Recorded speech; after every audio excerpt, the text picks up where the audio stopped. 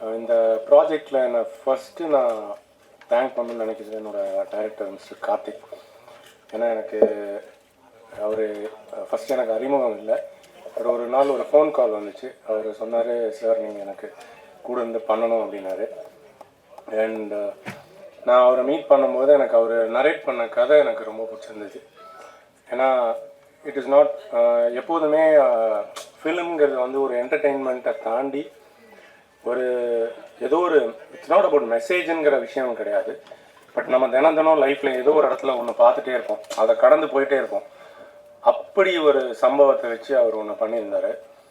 ரொம்ப இன்ட்ரெஸ்டிங்காக அந்த பிளாட்டை பண்ணியிருந்ததை தாண்டி அதுக்கு பின்னாடி இருந்த பெரிய ஸ்டார் காஸ்ட் அதெல்லாமே கண்டிப்பாக ஒரு பெரிய விஷயமாக தான் இந்த படத்தில் பார்த்தேன்.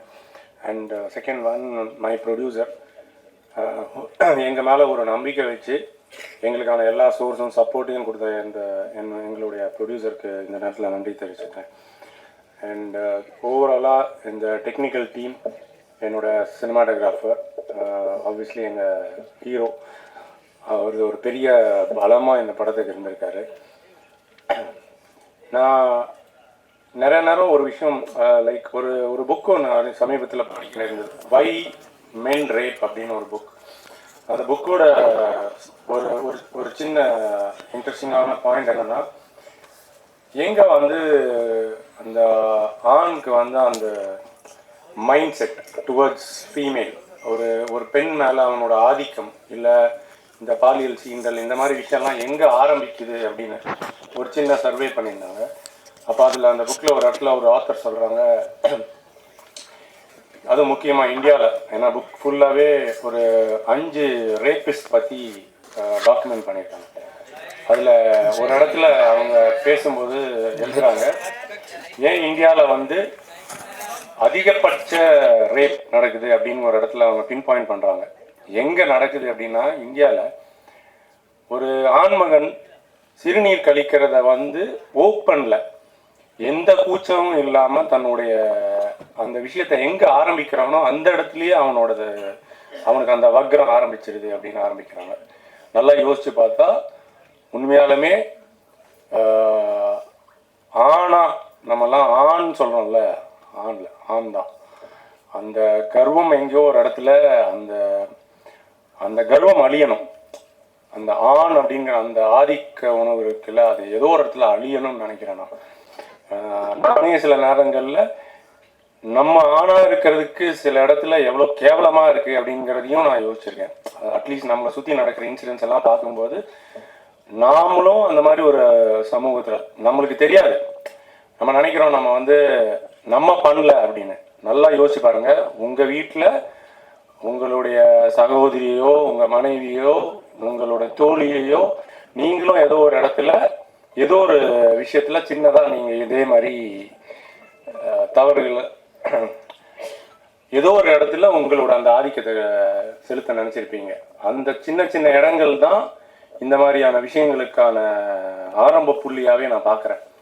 ஸோ ஏதோ ஒரு இடத்துல நானும் என்னடா இப்படி அட்வைஸ்லாம் இல்லை, அந்த இடத்துல நானும் என்னை அசிங்கமாக தான் பார்க்குறேன். ஒரு கேவலமான ஒரு ஆண் அப்படிங்கிறத தான் நானும் பார்க்குறேன். நம்மளும் அப்படிப்பட்ட ஒரு சமூகத்தில் வாழ்ந்துட்டுருக்கோம். அப்படி அது இந்த மாதிரி திரைக்கதைகள் சொல்லும்போது நம்மளுக்கு எங்கேயோ ஒரு இடத்துல நம்மளுக்கும் குத்துற மாதிரி இருக்கும். இன்னொரு விஷயம், இந்த படத்தோட எண்டில் முடிக்கும் போது நான் ஒன்று உணர்ந்தேன். இந்த வீட்டில் வந்து குழந்தைங்களை பொத்தி வளர்ப்பாங்க, ஒரு கம்ஃபர்ட் ஜோனுக்குள்ளாரே குழந்தைங்களை வளர்த்துறாங்க. முக்கியமாக பெண்கள் ஜாஸ்தியாக, அதே மாதிரி ஆண்கள் கண்டிப்பாக இருப்பாங்க, செல்ல பிள்ளையாக வளர்த்துருவாங்க. ஆனால் சத்தியமாக சொல்கிறேன், அப்படி ஒரு கம்ஃபர்ட் ஜோனுக்குள்ளே உங்களுடைய பிள்ளைகளை வளர்த்தாதீங்க. அவங்க அதை மீறி ஒரு சமூகத்தை பார்க்க வேண்டிய ஒரு சூழ்நிலை, அதுவும் இன்றைக்கி இருக்கிற சூழ்நிலையில் அவங்க அதெல்லாம் பார்க்க வேண்டிய சூழ்நிலையில் இருக்காங்க. அதுக்கு அவங்கள தயார்படுத்தணும்னா அவங்களுக்கு எங்கேயோ ஒரு இடத்துல அந்த சின்ன சுதந்திரம் வேணும். நான் சொல்கிறது அந்த சின்ன சுதந்திரம், நல்லா ஞாபகம் வச்சுங்க, சுதந்திரம் வேணும். அந்த சின்ன சுதந்திரம்னு சொல்கிறேன், அது வேணும், எங்கேயோ ஒரு இடத்துல அவங்களுக்கு வேணும். தங்களை அவங்களுக்கு பாதுகாக்கிறதுக்கு, டிஃபெண்ட் பண்ணிக்கிறதுக்கு அவங்களுக்கு அது தெரிகிற. இது பாடம் எங்கே ஆரம்பிக்கணும், அவங்களா இருக்கிற இடத்துல மட்டும்தான் ஆரம்பிக்கும். நீங்கள் அவங்க கையை பிடிச்சிட்டே இருந்தீங்கன்னா அவங்களுக்கு அந்த பாடம் தெரியவே தெரியாது. அந்த பாடம் அவங்களுக்கு தெரியணும். அதுவும் இதில் அந்த இளவரசி சார் கேரக்டர், அவரோட டாட்டர், அந்த சுச்சுவேஷன்ஸ் எல்லாம் ஒரு இடத்துல அது ஏதோ ஒரு இடத்துல ரெப்ளிகேட் பண்ணினே இருக்கும். அதாவது அதான் சொன்னாங்க, இப்போ அவங்க பேசிகிட்டு இருக்கும்போது சொன்னாங்க, ஏதோ ஒரு இடத்துல சமூகம் வந்து எப்படி அந்த கேரக்டர் அசாசினேஷன்ஸ் எல்லாம் பண்ணுது அப்படின்னு. அதாவது நம்மளால் அதை அவங்களுக்கு உதவ முடியலன்னா கூட பரவாயில்ல, தயவுசெய்து அப்படி ஒரு character assassinations please never get in to it. நான் இந்த படத்தில் உண்மையாலுமே எனக்கு பெருமையாக இருந்த விஷயங்கள் இந்த மாதிரி ஒரு சில விஷயங்கள் அதில் பேசப்பட்டது. I am so happy and honoured to be part of this project and thank you so much. And நீங்கள் எல்லாம் அதை கொண்டு போய் பொது ஜனத்துக்கு சேர்த்ததுக்கு உங்களுக்கும் என்னுடைய தாழ்மையான நன்றி தான். வரி தான் பேசுவாங்க. நானும் ஒரு 5-6 படத்தில் ஒர்க் பண்ணிட்டேன். நம்ம அண்ணன் நிறையா பேசுனதுனால என்ன பேசுகிறதுன்னு தெரில. இந்த படத்தை எல்லா சென்டருக்கும், ஏபிசி எல்லா சென்டருக்கும் கொண்டு போய் சேர்த்த ப்ளஸ் பீப்புள் அனைவருக்கும் நன்றி. அப்புறம் முக்கியமாக இந்த படம் எனக்கு கிடைக்க காரணமாக இருந்தால் எனக்கு டைரக்டரை வந்து அறிமுகப்படுத்தி வச்ச ஹிப்ஹாப் தமிழா, அவருக்கு என்னோட நன்றி. அப்புறம் இந்த படம் ரொம்ப சின்னதாக இல்லாமல் பெருசாக பண்ணலாம் அப்படின்னு பிளான் பண்ணும்போது அதுக்கு நிறையா ஸ்பெஷல் எக்யூப்மெண்ட்ஸ் ஆகட்டும், கேமரா, எல்லா லைட்ஸ் எது கேட்டாலும் உடனே அரேஞ்ச் பண்ணி கொடுத்த ப்ரொடக்ஷன் வேல்ஸ் கம்பெனி ஐஸ்வரி கணேசன் சாருக்கு என்னோட நன்றி. அப்புறம் இந்த படத்தில் என்னோட ஒர்க் பண்ண என்னோட டீம், அசிஸ்டன்ட் சினிமாட்டோகிராஃபர்ஸ் ஆகட்டும், என்னோட ஃபோக்கஸ் பண்ண light man, track and dolly எல்லாருமே எனக்கு ரொம்ப சப்போர்ட்டாக இருந்தாங்க. எல்லாருக்கும் நான் நன்றி. முக்கியமாக இந்த படத்தில் நடித்த ஆர்டிஸ்ட், எத்தனை தடவை நம்ம ஏதாவது தப்பு பண்ணி ஒரு உண்மை கேட்டால் கூட சலிக்காமல் பண்ணி கொடுத்த எல்லா சீனியர் ஆர்டிஸ்ட் எல்லாருக்கும் நன்றி. நன்றி, தேங்க்யூ. வந்திருக்க ப்ரெஸ் மீடியா எல்லாருக்கும் நன்றி. முதல்ல என்னோட நன்றி வந்து நான் ஆதி பிரதருக்கு சொல்லிடுறேன். ஏன்னா இந்த படம் இவ்வளோ பெருசாக போனதுக்கு முக்கியமான காரணம் அவர் தான். ஏன்னா நம்ம யோசிச்சப்போ ஒரு கதையாக யோசித்து அதை அவர் சொன்னதுக்கப்புறம் தான் இது இவ்வளோ வைடராக போய் இன்றைக்கி எப்படி ஒரு ரெஸ்பான்ஸ் கிடச்சிருக்கிறதுக்கு முக்கியமான காரணம் அவருக்கு ஒரு முதல் நன்றி நான் தெரிஞ்சுக்கிறேன். அப்புறம் இந்த படம் வந்து என்ன நினச்சோமோ அதை பெரிய அளவில் எடுத்து சரியான ஆர்டிஸ்ட்டு கேட்டதை கொடுத்து இன்றைக்கி இவ்வளோ பெருசாக்குன ப்ரொடியூசர் டாக்டர் ஐஸ்வரி கணேஷ் சாருக்கு ஒரு பெரிய நன்றியை நான் தெரிவிச்சுக்கிறேன். ஸோ இந்த படத்தில் ஒர்க் பண்ண technicians, art director Amaran sir, Mathesh அண்ணன், editor GK Prasanna, stunt Mahesh மேத்யூசி, இந்த மாதிரி எல்லா டெக்னீஷியன்ஸ்க்கும், காஸ்டியூம் ஸ்வப்னா, எல்லாருக்கும் ஒரு பெரிய நன்றி. ஸோ இந்த படத்தில் ஆர்டிஸ்ட்டாக சொல்லணும், மேடையில் பெரியவர்கள் நிறையா இருக்காங்க, இருந்தாலும் ஒரு அங்கீகாரமாக நான் கொடுக்கணும்னு நினைக்கிறது இளவரசர் சாருக்கு. ஃபஸ்ட்டு இளவரசர் சார் வந்து இந்த படத்தில் எவ்வளோ பெரிய பங்கு அப்படின்னா, அந்த படம் பார்த்துருந்தா அந்த கதாபாத்திரம் வந்து ஒரு பொண்ணோட அப்பா, ஊர் சைடில் இருக்கிற ஒரு பொண்ணோட அப்பா வந்து எந்த அளவுக்கு இருப்பாங்க, ரொம்ப போட்டு அழுது ரொம்ப அதை ரொம்ப ட்ராமாவாக்காமல் யதார்த்தமாக அந்த ஃப்ரம் பிகினிங்லேருந்து இந்த இன்சிடெண்ட் ஆரம்பித்ததுலேருந்து எண்டு வரைக்கும் ஒரு இடத்துல கூட சின்ன சலனம் கூட ஆகாமல் அந்த மூடை அப்படியே கேரி பண்ணி இன்றைக்கி எல்லாருமே எங்கிட்ட பேசுகிறவங்க எல்லாம் படம் பார்த்து முடிச்சுட்டு வந்தவங்க எல்லாருமே இளவரசர் சார் என்னங்க அப்படி நடிச்சிருக்காரு அப்படின்னு கேட்டிருந்தாங்க. அதை நான் அவர்கிட்டையும் ஷேர் பண்ணியிருந்தேன். அவருக்கு வந்திருந்த ஒரு சில பாராட்டுகளையும் எனக்கு அனுப்பியிருந்தார். உண்மையிலேயே அவர் இந்த படத்துக்கு ஒரு மிகப்பெரிய பலமாக இருந்தார். அதுக்கு முக்கியமாக நான் அவருக்கு ஒரு பெரிய நன்றியை சொல்லிடுறேன். Thank you so much sir. So Munishkanth அண்ணன் வந்து இந்த படத்தில் வந்து ஃபஸ்ட் ஆஃப் ஃபுல்லாகவே நம்ம கேரி பண்ணி எடுத்துகிட்டு போகிறதுக்கு ஒரு முக்கியமான இதுவாக காமெடின்னா, ரெண்டாவது ஊருக்குள்ளேயும் கொஞ்சம் சென்சிபிளான ஒரு இதுவாக பண்ணியிருந்தார். ரொம்ப நன்றிங்க. பாக்கியராஜ் சார் வந்து நம்ம படத்தில் வந்து செகண்ட் ஹாஃப் வந்து ஒரு கோர்ட் ரூம் ட்ராமாவாக மாறப்போகுது. ஸோ அது ரொம்ப கதையிலேருந்து கொஞ்சம் அந்நியப்பற்றவும் கூடாது அப்படிங்கிறப்ப ஜட்ஜாக ஒரு அந்த சேரில் உட்கார்றதுக்கு ஒரு பெரிய ஒரு ஆளுமையான ஒருத்தர் இருக்கணும்னு பேசினப்ப நான் கேட்டவுடனே சொல்லியிருந்தாங்க, நீங்கள் கதை சொல்லி பாருங்க அப்படின்னாங்க. நான் சார்கிட்ட போய் சொன்ன உடனே அங்கேயே பேசி அடுத்த நாளே சரின்னு சொல்லியிருந்தாரு. அதனால தான் இன்றைக்கி எல்லாருமே கோர்ட் ரூம் ட்ராமா ரொம்ப நல்லா இருந்தது, கிளைமேக்ஸ் ட்விஸ்ட் எல்லாம் நல்லா இருந்ததுக்கு இருக்க முக்கியமான காரணம் சார். ரொம்ப நன்றிங்க சார். இன்றைக்கி வரையிலும் அவரை பார்த்து தான் இன்றைக்கி வர ஜென்ரேஷன் டைரக்டர்ஸ் எல்லாமே இது பண்ணுறாங்க. ஸோ முக்கியமாக இந்த படத்தில் என்ன கொண்டு போய் சேர்க்கணும் அப்படின்னு நினச்சோம்னா, இந்த படம் எழுத ஆரம்பிக்கிறப்பவே ஹராஸ்மெண்ட், ஓகே ஹராஸ்மெண்ட்டுங்கிறப்ப ஹராஸ்மெண்ட் தான் நிறைய படங்களில் சொல்லிட்டு இருக்காங்களே, இதில் என்னத்தை இப்போ புதுசாக சொல்ல போகிறோம், ஹராஸ் பண்ணவங்களை என்ன பண்ண போகிறோம், அவங்களுக்கு தூக்கு தண்டனை கொடுக்கணும், இந்த மாதிரி நிறையா பேசிட்டோம். பட் இதில் என்ன சொல்ல போகிறோம் அப்படின்னா, ஹராஸ்மெண்ட்டை தாண்டி அந்த பெண்களுக்கு ஒரு வாழ்க்கை இருக்குது அப்படிங்கிறத தான் பதிய வைக்கணும்னு நினச்சோம். அந்த வாழ்க்கையில் அவங்க படுற கஷ்டங்கள் தான் இப்போ வரைக்குமே. ஹராஸ் பண்ண நாளை விட, அந்த ஒரு நாள் நடந்திருக்கும் இல்லையா, அந்த நாளை விட அதுக்கு அடுத்த ஒரு மாத காலம் தான் அவங்க மனசுல இருந்து நீங்காமல் இருக்குங்கிறத நிறைய பேர் சொல்லிட்டாங்க. இப்போ இந்த படம் வந்து எப்போ நான் ரொம்ப சந்தோஷப்படுறேன் அப்படின்னா, இன்னைக்கு எனக்கு இன்ஸ்டாகிராம் மெசேஜஸ் எல்லாத்துலேயுமே இது மாதிரி எனக்கு ஒன்று நடந்துச்சு, எங்களுக்கு அந்த நாள் கூட மறந்து போச்சு, அதுக்கப்புறம் அந்த ஊரில் இருக்கிறது தான் எங்களுக்கு பெரிய கஷ்டமாக இருக்குன்னு எனக்கு நிறைய மெசேஜஸ் வந்துருச்சு.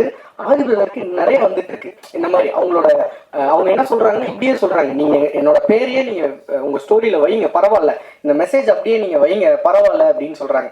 தெரியட்டும், நான் இவ்வளோ நாள் தான் அதை யோசிக்காமல் இருந்தேன், இப்போ நான் இந்த படம் பார்த்ததுக்கப்புறம் எனக்கு இப்படி ஒரு எல்லாருக்கும் தெரிஞ்சாலும் நல்லது தான் வைங்கிற மாதிரி சொன்னாங்க. ஸோ நான் அவங்களோட நலன் கருதி தான் அதை பண்ணாமல் இருக்கமே வழியா, மற்றபடி அவங்களுக்கு இப்படி ஒரு பாதிப்பை பெண்களுக்கு கொடுக்குது அப்படிங்கிறது ரொம்ப சந்தோஷம். ஸோ அந்த சந்தோஷத்தை உங்ககிட்டையும் பகிர்ந்துக்கணும் அப்படின்னு நினச்சேன்.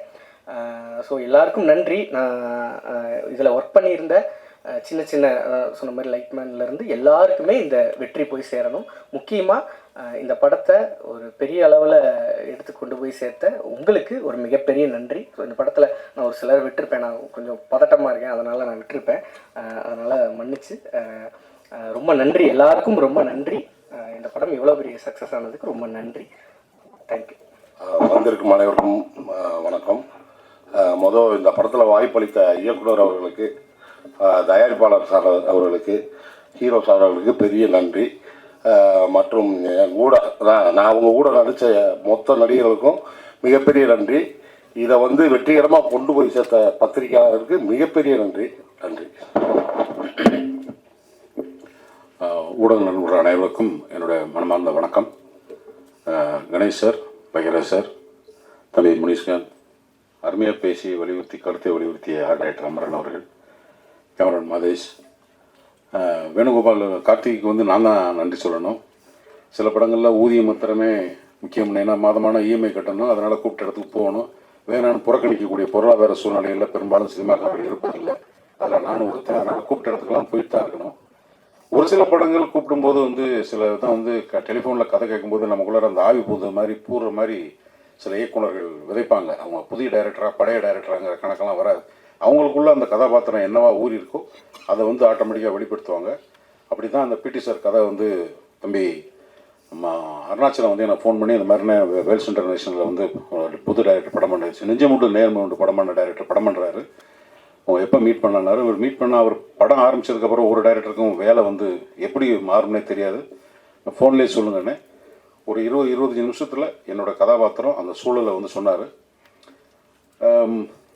நாங்கள் சின்ன வயசில் இருக்கும்போது சாதாரணமாக கடந்து வந்த ஆண்பெண் உறவு முறைகள் இப்போ காலம் மாற மாற மாற வெளிப்பாடுகள் வர வர ஒரு மாதிரி ஒரு பயமுறுத்தல் வெப்பு வருது. அந்த காலத்தில் அதெல்லாம் இல்லை. அப்படின்னா என்ன இருக்குன்னா, ரேப்பை பண்ணிட்டோம்னு இல்லை, ஜாலியாக போயிடும். அதெல்லாம் செய்கிறதுக்கு மனசுக்குள்ள அத்துமீறி பேசினா கூட பிடிக்கிற பொண்ணுகிட்ட கூட ஒரு வார்த்தை அதிகமாக விட்டால் தப்பாக போயிருமோங்கிற ஒரு முன்ஜாக்கிரதை உணர்வோடு இருந்தது ஆண்கள் பெண்களுக்கு. அது ரெண்டுக்குமே அந்த வரையறை இருந்தது ஒரு காலகட்டத்தில். இப்போ வரும்போது வேறமாக இருக்கும்போது ஒரு கையாளாகாத தகப்பனுடைய மனநிலையை வந்து எனக்கு வந்து விசுக்குன்னு உள்ளர இன்ஜெக்ட் பண்ணாருன்னு தான் சொல்லணும் டைரக்டர். எப்போவாது தான் எனக்கு அந்த மாதிரி சில கதாபாத்திரங்கள் வந்து அந்த மாதிரி உள்ளர ஏறும். ஸோ படம் பூரா என்னென்னா, எங்கேயாவது எனக்கு என்ன பயம் வந்துச்சுன்னா, எப்போ பார்த்தாலும் வர நேரமெல்லாம் அழுதுருவோமோ. அது பழைய நடிகர்கள் ஒரு சித்தூர் நாகையான்னு வந்து ஒரு தெலுங்கு நடிகர் இருப்பார். அவர் படத்தில் செத்தா தான் கதையை ஆரம்பிக்கும். அவர் வந்து என்னன்னா இனிமேல் தான் கதை ஆரம்பிக்கின்ற மாதிரி இருக்கும். அந்த மாதிரி ஆயிரமோன்னு எனக்கு ஒரு சின்ன பயம் இருந்துகிட்டே இருந்தது. பட் இந்த படத்தில் ரொம்ப முக்கியமாக இருந்ததுன்னா, இந்த தகப்பன் இந்த மாதிரியான குடும்பம் இந்த மாதிரியான எமோஷனை உள்ள வைக்கும்போது அதை கேள்வி பண்ணி போகிறதுக்கு இன்றைய சூழலில் இளைஞர்களால் அல்லது எல்லாராலையும் விரும்பப்படுகின்ற ஒரு ஹீரோ ரொம்ப முக்கியமாக தேவைப்படுது. அந்த ஹீரோவை மையப்படுத்தி தான் இந்த மாதிரி கதைகளை சொல்லணும். இல்லைன்னா தேட்டருக்கு ஆடியன்ஸ் வரமாட்டாங்க. அதுக்கான சூழ்நிலை. ஏன்னா அவனுக்கு 1008 சொந்த பிரச்சனை இருக்குது. தேட்டரில் வந்து உட்காந்து இங்கே இருக்கிறதெல்லாம் கிளப்பி விட்டு போனோம்னா, ஏன்டா சாமி இது எதுக்கடா தேட்டருக்கு ஒரு 2 பாட்டு பார்த்தோமா, 2 சண்டை போட்டோமா, கொஞ்சம் பொழுதுபோக்கலன்னா தான் நீங்கள் எங்கேயும் வந்து படுத்துறீங்கடான்னு. அதையும் மீறி இந்த கதையை வந்து ஒரு இப்போ அதை வந்து அவரோட லைவ் ஷோ பார்த்ததுக்கப்புறம் எனக்கு வந்து மில்லியன் கணக்கில் வந்து அவருக்கு ஃபாலோவர்ஸ் இருக்காங்க. அவர் வேறு மாதிரி அவரை ப்ரெசென்ட் பண்ணியிருக்காரு. சினிமாவை தாண்டி அவருக்கு ஒரு இமேஜ் இருக்குது. அப்படிப்பட்ட ஒருத்தர் வந்து ரொம்ப கன்சர்னாக இந்த மாதிரி ஒரு எமோஷனுக்குள்ளே தன்னை வந்து பொருத்தி பார்த்துக்கிறதுக்காக முதல்ல ஹிப்ஹாப் பாதிக்கு என்னுடைய வாழ்த்துக்களை நான் சொல்ல கடமைப்பட்டிருக்கேன். ஏன்னா ஒரு சீனியர் ஆக்டராக I have to respect your decision தம்பி. அது வந்து ரொம்ப ஷூட்டிங் டைமில் உங்களோட பிஹேவியர் வந்து ரொம்ப அட்ராக்ட் பண்ணிச்சு. ஒரு மார்க்கெட்டபிள் ஆக்டர் உங்களுக்கு நீங்கள் கையில் போட்டு கொடுத்தா நான் ப்ரொடியூசர் ஆக முடியும். ஒரு ஒரு ஒரு குறிப்பிட்ட அளவு வியாபாரம் இருக்குது, அதுக்கான அடையாளமே இல்லாமல் ரொம்ப கரெக்டாக ஒரு ஹீரோவுக்கு ஒரு டைரக்டருக்குமான ரிலேஷன்ஷிப்பு அல்லது ஒரு டெக்னீஷியனோட ரிலேஷன்ஷிப்பு. நான் நைட் எஃபெக்டில் வந்து பொண்ணை தேடி போகிற சீன்லாம் ஒரிஜினலாக பொள்ளாச்சியில் ஒரிஜினலாக தான் எடுத்தேன். இவருக்கு வண்டியில் போனால் பின்னாடி பெரும் கூட்டம் வரும், அவங்களுக்குலாம் சமாளிச்சுக்கிட்டு அந்த பொறுப்புணர்ச்சி வந்து ஒரு ப்ரொடக்ஷனுக்கு ஒரு ஹீரோ கொடுக்கணும். அப்போ தான் அது வந்து நினைச்ச நேரத்தில் நினைக்க முடியும். இதெல்லாம் ஒரு அனுபவம். கார்த்திகை பொறுத்த மட்டும் என்னென்னா, சினிமாவில் வந்து சில நல்ல விதைகள் அப்பப்போ வந்து சினிமா நிலத்தில் விதைக்கப்படும். அந்த அந்த விதையினுடைய தன்மை என்னவாக இருக்கும்னா, தன்னுடைய வேலையாக மாத்திரமே இருக்கும். புறம் சீரம் கரம் நீட்டாமல் வேலையாக இருக்கும். அது மாதிரியே கேமராமேன் அமைஞ்சார், ஆர்ட் ரைட்டர் அமைஞ்சார், அசிஸ்டன்ட் ரைட்டர் அமைஞ்சாங்க. எல்லாருமே வந்து ரொம்ப ஃபோக்கஸ்டாக இருந்தாங்க அந்த டீம். எந்த தேவையில்லாமல் ஒரு நாள் ஷூட்டிங் வந்து நின்றுச்சு, அது வரல இது வரல அப்படிலாம் இல்லாமல் ஒவ்வொரு மணி நேரமும் ஒவ்வொரு பணம் செலவாகும். ஒவ்வொரு செகண்டும் சினிமாவில் பணம் போயிட்டே இருக்கும். அது எழுதி கொடுக்கும்போது தான் தெரியும். அந்த வலியை உணர்ந்து செய்யக்கூடிய இயக்குநர்கள் தான் இன்றைய எப்பவுமே சினிமாவுக்கு தேவை.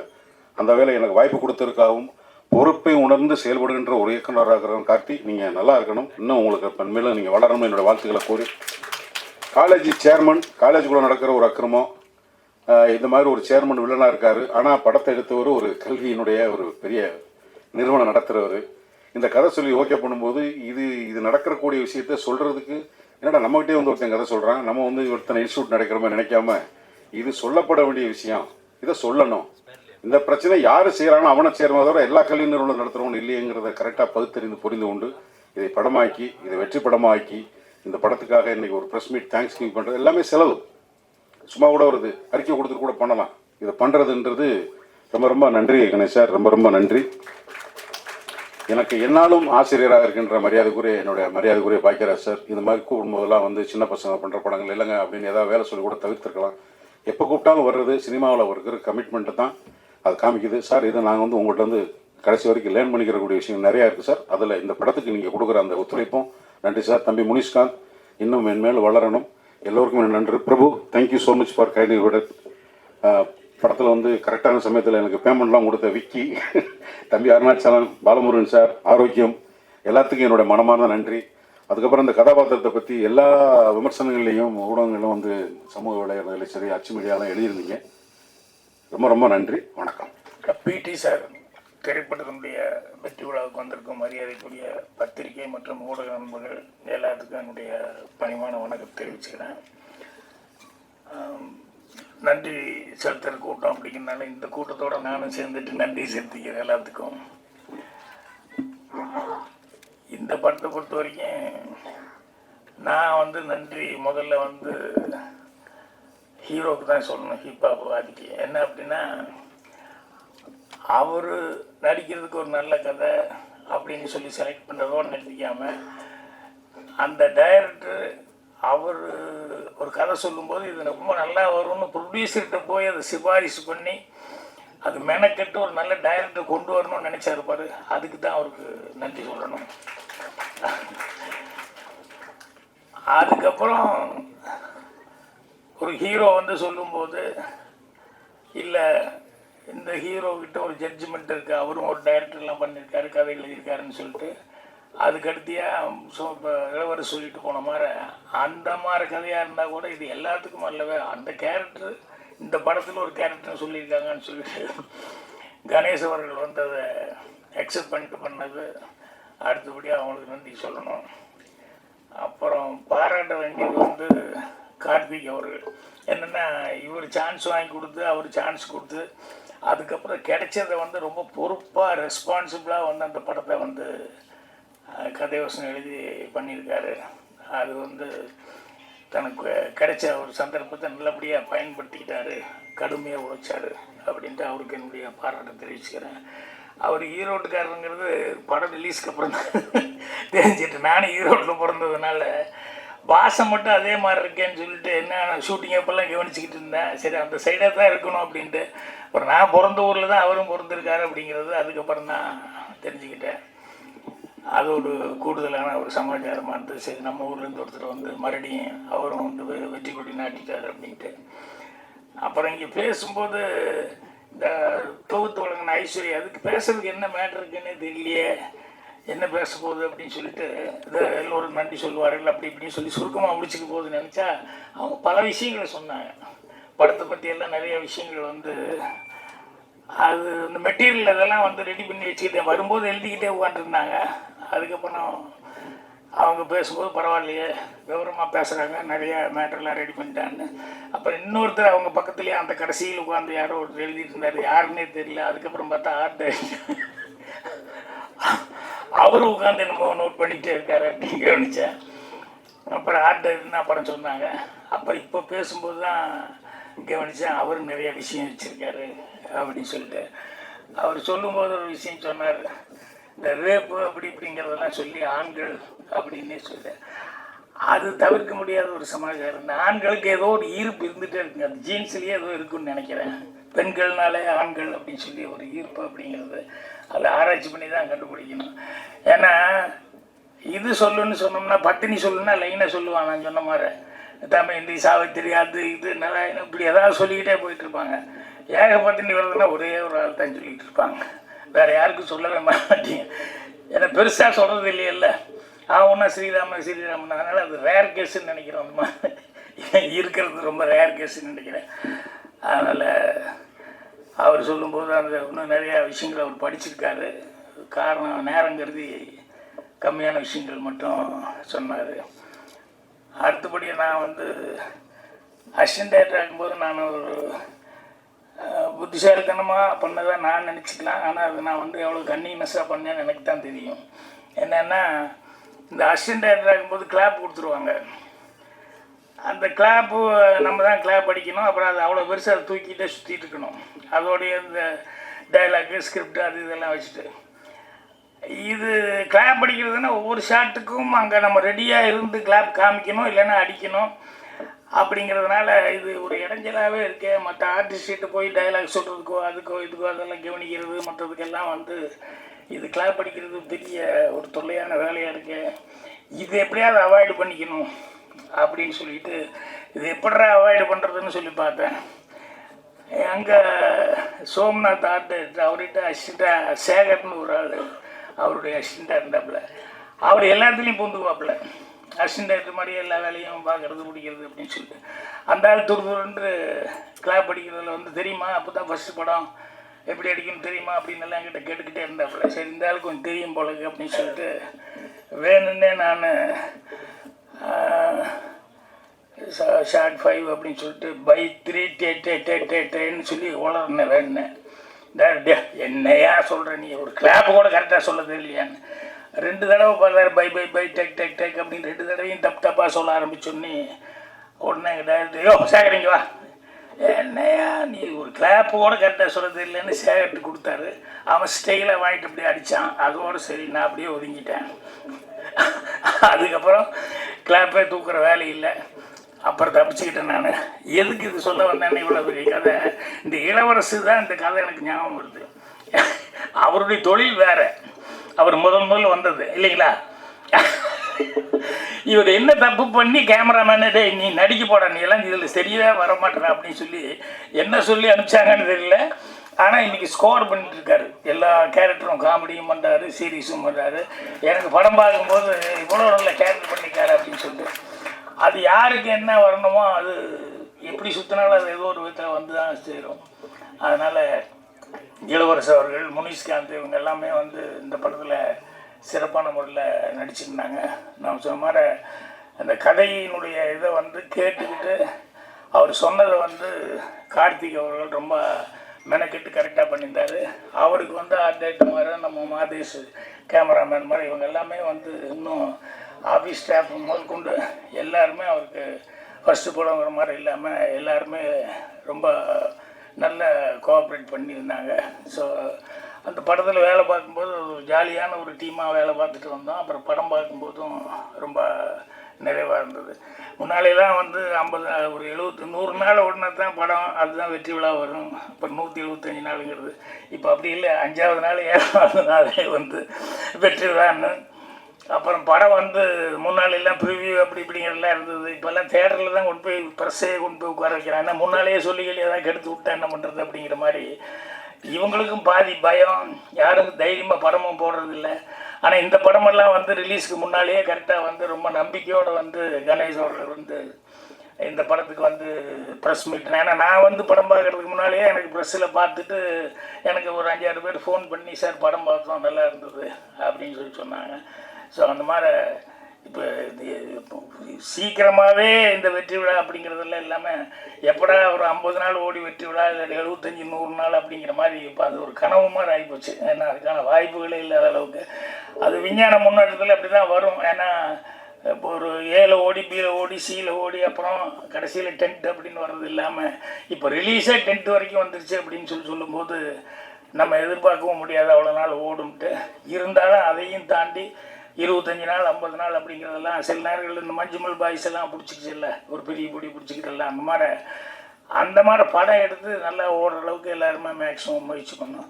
ஸோ இந்த படத்துக்கு பத்திரிகையாளர்கள் உண்மையிலேயே ஒரு நல்ல ஒரு விமர்சனங்களை கொடுத்து உங்களுடைய சப்போர்ட்டுங்கிறது பெரிய லெவலில் இருந்தது. அதனால் மேலும் மேலும் இந்த மாதிரி டீம் வளர்கிறதுக்கு பத்திரிகையாளர்களுடைய இதே மாதிரி சப்போர்ட் இருக்குன்னு சொல்லி கேட்டு என்னுடைய மனமார்ந்த நன்றியை தெரிவிச்சுக்கிறேன். நன்றி, வணக்கம். அனைவருக்கும் வணக்கம். பிடி சார் படத்தினுடைய சக்ஸஸுக்கு ப்ரெஸ்ஸில் இருக்கிற அனைவருக்கும் நன்றி தெரிவிக்கும் இந்த விழாவிற்கு வருகை தந்துள்ள அனைவருக்கும் என்னுடைய மனமார்ந்த நன்றியை முதலிலே தெரிவித்துக் கொள்கிறேன். நிறைய ஃபஸ்ட்டு ஒரு ப்ரெஸ் மீட் நடந்துச்சு, அதுக்கு முன்னாடி ஒரு லான்ச் நடந்துச்சு.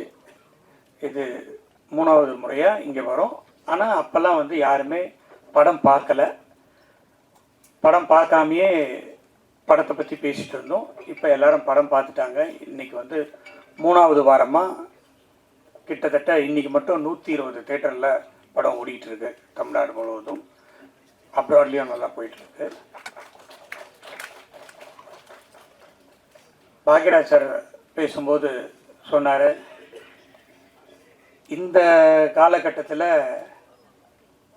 நிறைய படங்கள் வந்து 2 நாள் கூட ஓட முடியறதில்ல. 1 வாரம் ஓடினா பரவாயில்ல, 2 வாரம் ஓடினா சக்ஸஸ்ஸு, 3 வாரம் ஓடினா மிகப்பெரிய ஹிட்டு. அந்த நிலைமைக்கு இன்றைக்கி வந்துருச்சு.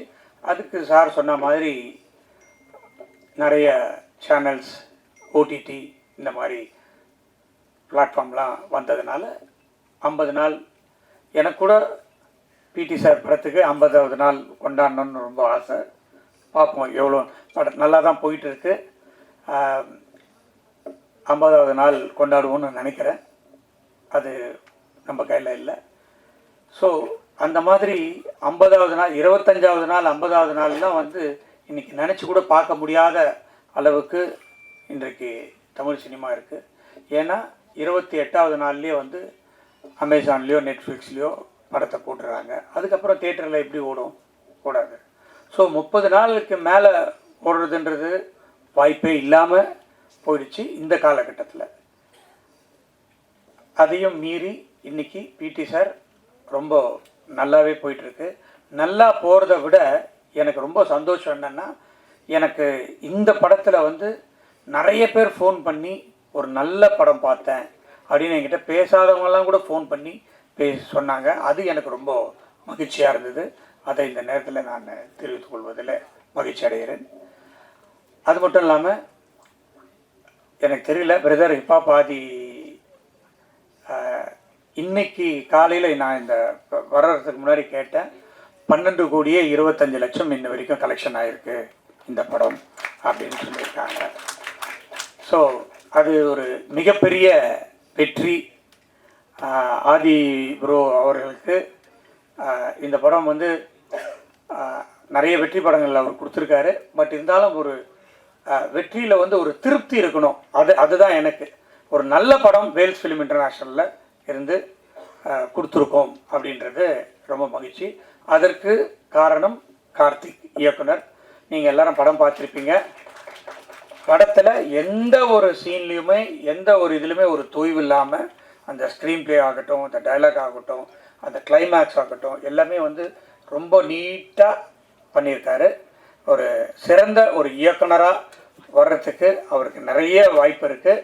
அது வேல்ஸ் ஃபிலிம் இன்டர்நேஷ்னலே கொடுப்போம் அப்படின்றத இந்த நேரத்தில் நான் தெரிவித்துக் கொள்வதில் ரொம்ப மகிழ்ச்சி. அடுத்த படமும் வேல்ஸ் இன்டர்நேஷ்னலில் பண்ணுறாருன்னு நான் ஏற்கனவே அறிவிச்சிருக்கேன். அதை மீண்டும் இங்கே வந்து இந்த நேரத்தில் சொல்கிறதுல எனக்கு ரொம்ப மகிழ்ச்சி.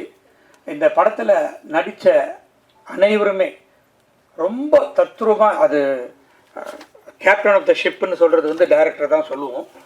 அந்த டைரக்டர்னால அந்த கேரக்டர்ஸ் எல்லாருமே ரொம்ப நல்லா பண்ணியிருந்தாங்க. அஃப்கோர்ஸ் அவர் கேட்ட கேரக்டர்ஸ் எல்லாம் நாங்கள் கொடுத்தோம் ஆக்டர்ஸை, அதுவும் ஒரு ப்ளஸ் பாயிண்ட்டு தான்.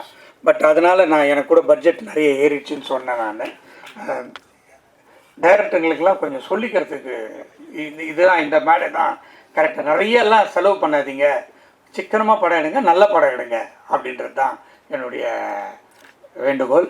இந்த படம் ஒரு நல்ல படம், சிக்கனமாகவும் எடுத்துருக்குறோம்.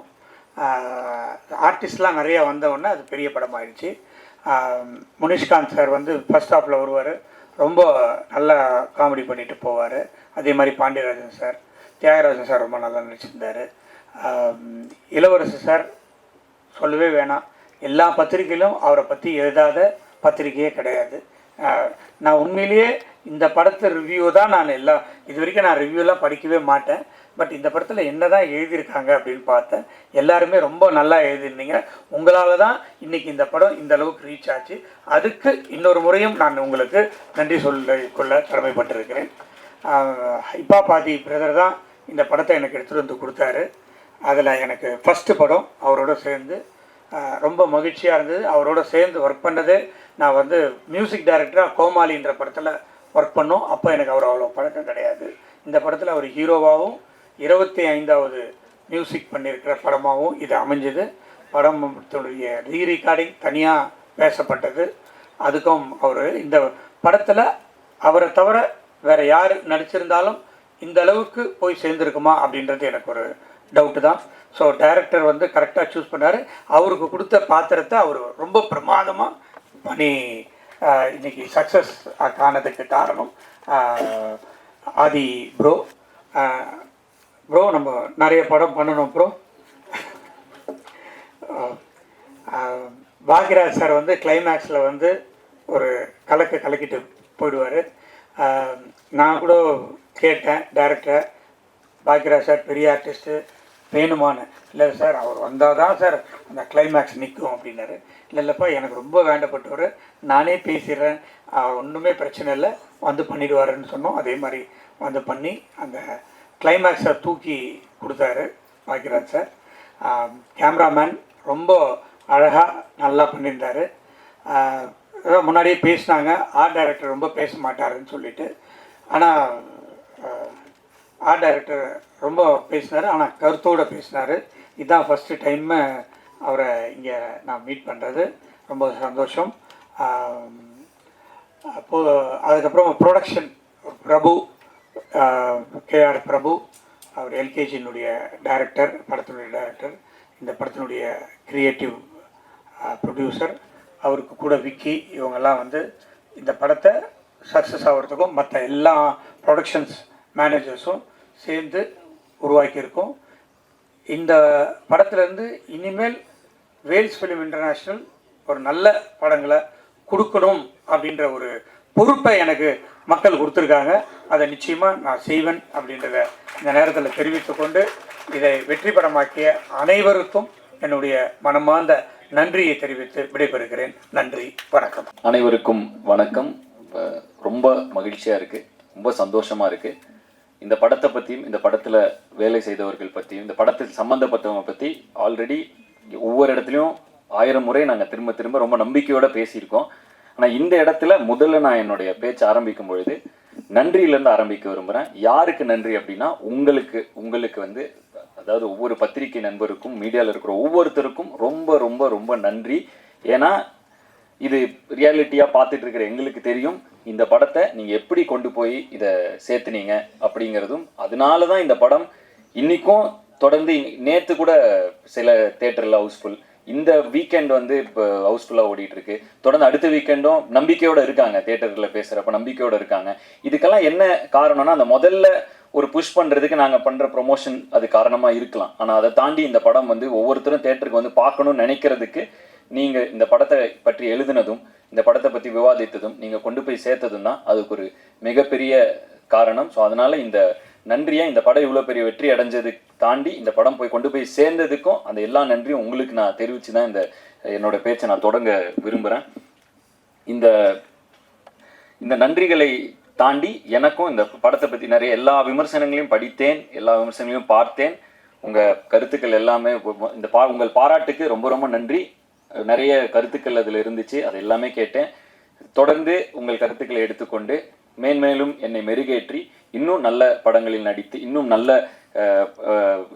கதைகளை தேர்ந்தெடுத்து இன்னும் நல்லா நடிக்க முயற்சி பண்ணி தொடர்ந்து என்னுடைய நல்ல கலைப்படைப்புகளை கொடுக்க நான் முயற்சி செஞ்சுட்டே இருப்பேன்.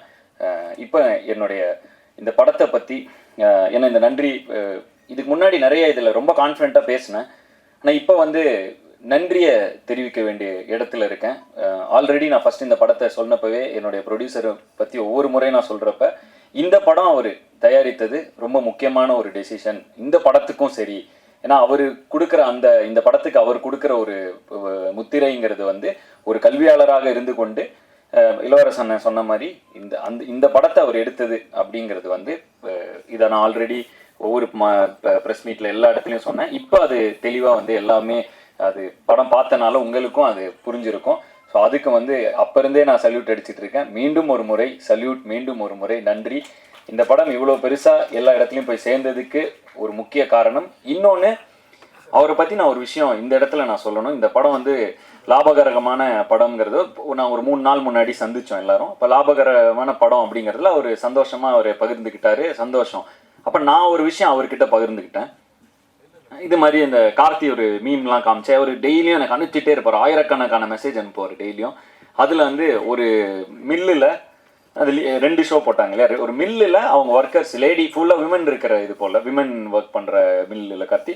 ஸோ அவங்க இந்த லேடி ஷோ 2 ஷோ அவங்க ஒர்க்கர்ஸுக்கெலாம் போட்டாங்கங்கிறது அது ட்ரெண்ட் ஆகிட்டு இருந்துச்சுன்னு சொல்லி கார்த்திக் எடுத்து காமிச்சார். அதை நான் ப்ரொடியூசர் கிட்ட ஷேர் பண்ணேன், நான் இந்த மாதிரி அப்படின்னு சொல்லி. அவர் இது லாபகரமான படம்ங்கிறதுக்கு எவ்வளோ ரியாக்ஷன் காமிச்சாரோ அதை விட ஒரு 10 மடங்கு இதில் ஹாப்பி ஆனார்.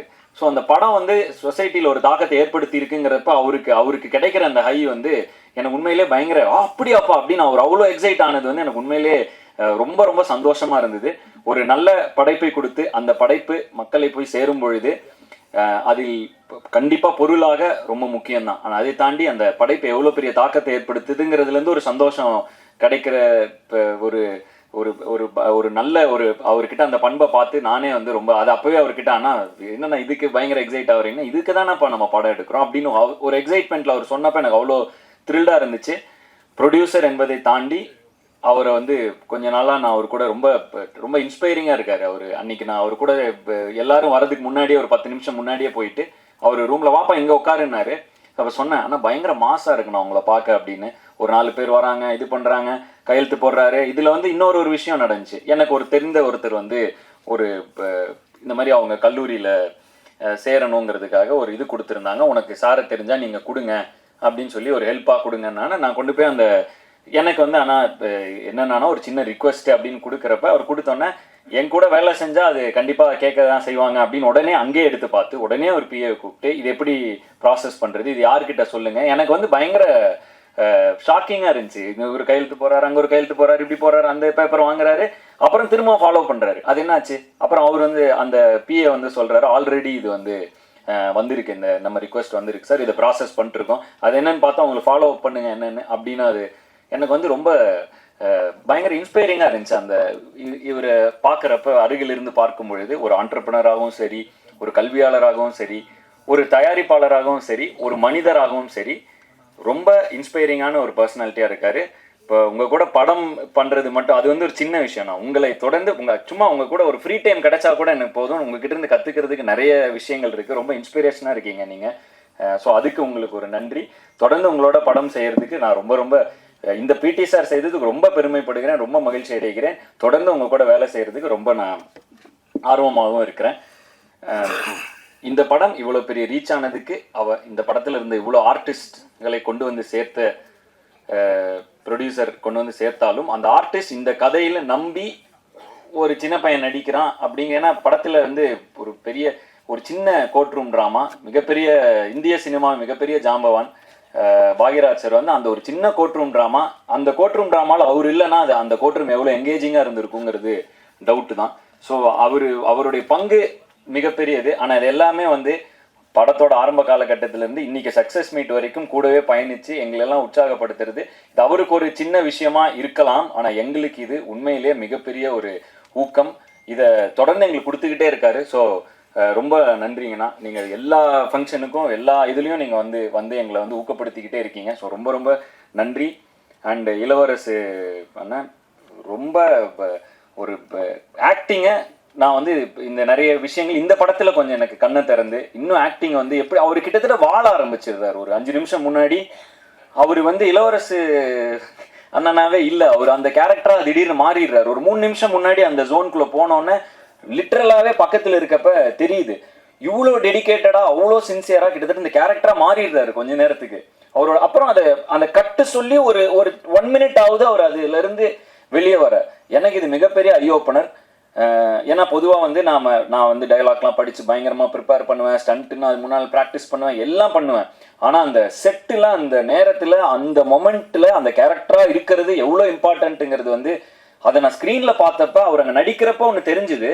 அங்கேயே அவர்கிட்ட சொன்னேன், ஆனால் பயங்கரமாக இருக்குது நீங்கள் நடிக்கிறதுன்னு சொன்னேன். ஆனால் அதை ஸ்க்ரீனில் பார்க்குறப்ப அது எப்படி ஒரு அந்த கேரக்டருக்குள்ளேயே இருந்தால் அது எப்படி எங்கேயுமே மிஸ் ஆகாமல் அது ஒரு முழுமையாக இருக்குங்கிறது வந்து எனக்கு ஒரு பெரிய லேர்னிங்.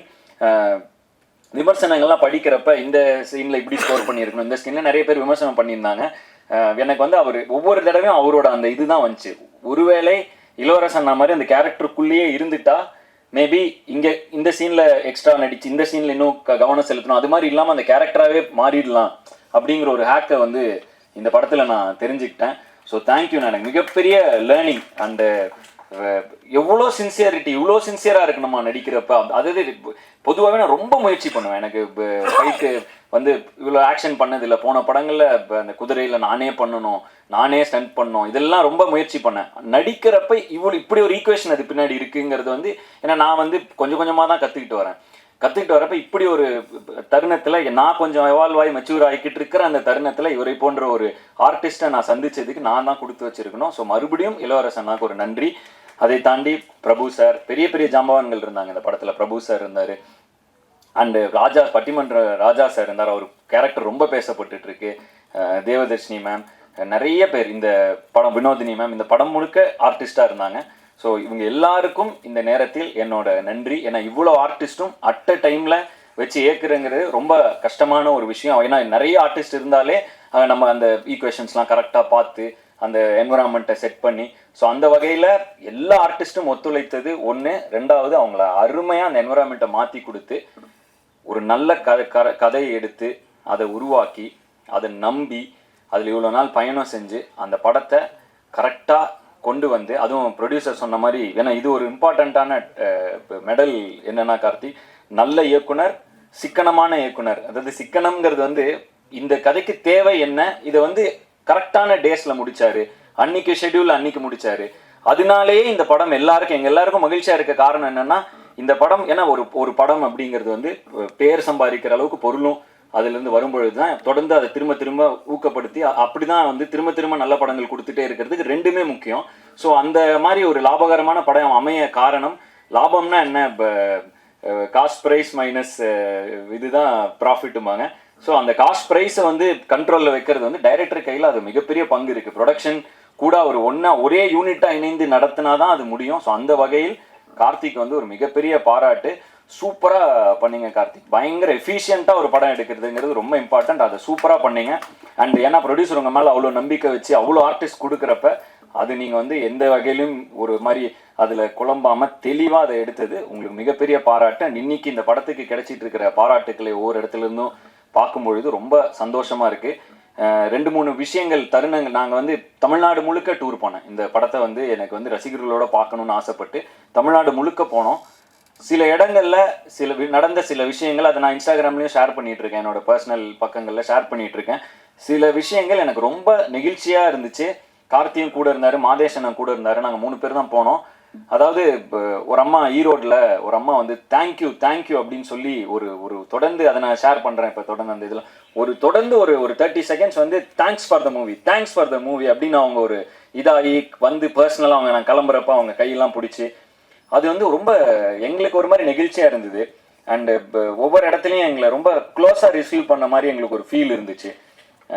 அதுவும் முக்கியமாக திருப்பூரில் ஸ்ரீசக்தி தேட்டரில் நாங்கள் வந்து படம் பார்த்து அந்த கூட்டத்தில் வரப்போ ரெண்டு பாட்டிங்க அவங்க வந்து அவங்களுக்கு கண்டிப்பாக என்னை யாருன்னு தெரிஞ்சிருக்க வாய்ப்பே கிடையாது. அவங்களுக்கு வந்து அவங்க சான்ஸே கிடையாது. அவங்க வந்து அங்கே தேட்டரில் வேலை பார்க்குற பாட்டிங்கன்னு நினைக்கிறேன். ஸோ அவங்க அந்த ஸ்க்ரீனில் பார்த்துருக்காங்க, அந்த படம் அவங்களுக்கு ஏதோ ஒரு இன்ஃப்ளூயன்ஸ் ஆகிருக்கு. அவங்களுக்கு என்ன பேசுறதுன்னு அவங்களுக்கு என்ன சொல்கிறதுன்னு கூட தெரில.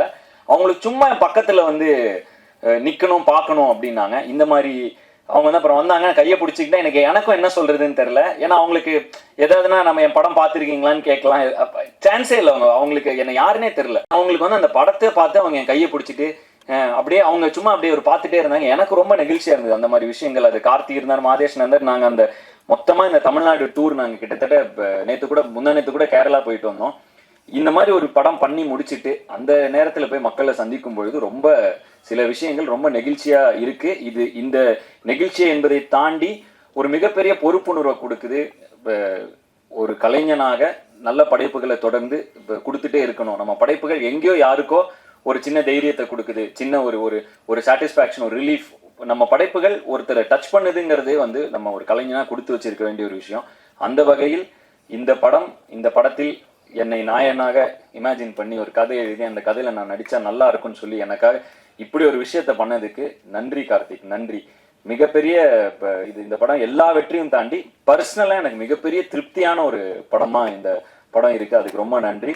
என்னை எப்பவுமே அழகாக காட்டுற மாதேஷ் அண்ணன் ரொம்ப நன்றி. அன்பறிவுலையும் சரி இங்கேயும் சரி எனக்காக வந்து இந்த சொல்லுவாங்களே லைட் எக்ஸ்ட்ரா வைத்தாங்க அந்த மாதிரி ரொம்ப ரொம்ப இது பண்ணுவார், எனக்காக எஃபர்ட் போடுவார். அண்டு டயர்டாக தெரியறதுக்கு முன்னாடி சொல்லுவார், கொஞ்சம் ஸ்க்ரீனில் இப்படி இது பண்ணுங்க அது பண்ணுங்க, நிறைய என் மேலே ஒரு எக்ஸ்ட்ரா கேர் அவருக்கு எப்பவுமே இருக்குது. அந்த வகையில் மாதேஷ் மேடி ப்ரோன்னு நான் சொல்லுவேன். மாதேஷ் அண்ணனுக்கு ரொம்ப ரொம்ப நன்றி. தொடர்ந்து பயணிக்க முதல் முறையாக சார் கூட பயணிக்கிறேன். இதுதான் ஃபஸ்ட்டு டைம். அவரை நான் பெருசாக வந்து பார்க்கவே மாட்டேன், அவர் பேக்லேயே தான் இருப்பார். ஸோ இப்போ தான் வந்து சார் கூட ஃபஸ்ட்டு படம். ரொம்ப தத்ரூபமான நிறைய ஆர்ட் இதெல்லாம் வந்து எது செட்டு எது வீடு எதுன்னே தெரியாத அளவுக்கு நல்லா பண்ணியிருந்தீங்க. ஸோ சூப்பராக இருந்துச்சு. அண்ட் முனீஷ் அண்ணன் அவர் கூட நான் அடிக்கடி நடிக்கிறது எனக்கு ரொம்ப பிடித்த நடிகர். நான் ஒரு படம் வீரனில் நடிச்சிருந்தார், எனக்கு எப்போயுமே நான் சிரித்தால நடிச்சிருந்தார். அப்போ எப்படி இருந்தாரோ அதே இதில் இப்போ வரைக்கும் கூட ஜாலியாக வந்து ரொம்ப கம்ஃபர்டபுளாக நான் நடிக்கக்கூடிய நடிகர்கள் கொஞ்சம் பேர் இருக்காங்க. அதில் முனீஷனை வந்து ரொம்ப ரொம்ப ஜாலியான ஒரு நடிகர். நான் வந்து கேஷுவலாக அவர் கூட நார்மலாக அப்படியே ஒரு கரெக்டாக சீனை பற்றி நல்லா பில்ட் பண்ணி இப்படி பண்ணலாம் சார் அப்படி பண்ணலாம் சார் ஏதோ ஒன்று பண்ணி உன்னை கொண்டு வருவார். ஸோ முனிஷனா கூட திரும்பவும் நடித்து இப்போ இது மாதிரி நிறைய பேர் கூட இந்த படத்தில் நான் நடித்தது எனக்கு நல்ல அனுபவம். சரியான வரிசையில் என்னால் பேச முடியல. ஏன்னா வந்து ஒன்று இந்த வெற்றி எனக்கு ரொம்ப மகிழ்ச்சியாக இருக்குது. அந்த மகிழ்ச்சியை என்னால் மாற்றி அதை கன்வெர்ட் பண்ணி கரெக்டான வார்த்தைகளில் சொல்ல எனக்கு தெரியல. பட் வந்து ரொம்ப அதை எப்படி எனக்கு சொல்கிறேன்னு தெரியல. வெற்றிங்கிறது எனக்கு புரிஞ்சுது, சக்ஸஸ் மீட். ஆனால் அதை தாண்டி ஒரு திருப்தின்னு ஒரு ஃபீலிங் எனக்கு இருக்குது இந்த படத்தில். அது வந்து இப்போ அந்த ஃபீலிங்கை தாண்டி எனக்கு இந்த படம் ஒரு முக்கியமான ஒரு தருணத்தில் முக்கியமான ஒரு படமாக அமைஞ்சதில் எனக்கு ரொம்ப ரொம்ப ரொம்ப மகிழ்ச்சி. இதை தொடர்ந்து நாங்கள் நிறைய விஷயங்கள் தொடர்ந்து இந்த அடுத்த 3 வருடங்களுக்கு நிறைய பிளான்ஸ் போட்டு வச்சுருக்கோம். ஸோ அதுக்கு ஒரு நல்ல அடித்தளமாக ஒரு புஷ் ஸ்டார்ட்டாக இந்த படம் எனக்கு அமைஞ்சதில் ரொம்ப ஹாப்பி. என்னுடைய அடுத்தடுத்த படங்களோட அப்டேட்டோட தொடர்ந்து உங்களை சந்திக்க போகிறேன். விடைபெறுவதற்கு முன் மீண்டும் ஒரு முறை இந்த படத்தை நீங்கள் கொண்டு போய் சேர்த்தனால மட்டும்தான் இந்த படம் இவ்வளோ பெரிய வெற்றி அடைஞ்சுது. அதனால் உங்களுக்கு ஒரு நன்றியை சொல்லிட்டு நான் விடைபெறுகிறேன். நன்றி, வணக்கம்.